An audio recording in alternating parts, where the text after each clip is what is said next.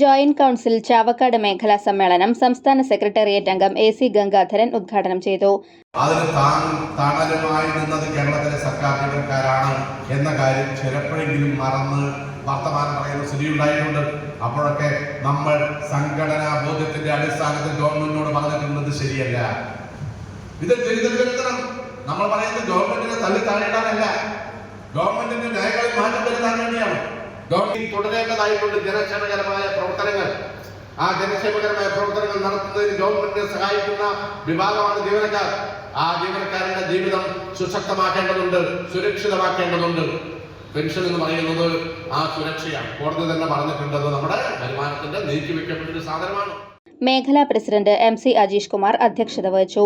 ജില്ലാ secretary VJ Meli, president P Dhanush, vice president MK Shaji, secretariat അംഗം VV Prasad, TK Anilkumar, KM Ramesh, VN Nandakumar, PS Viju, Jins Raj എന്നിവർ സംസാരിച്ചു. പുതിയ ഭാരവാഹികളെ സമ്മേളനത്തിൽ തെരഞ്ഞെടുത്തു.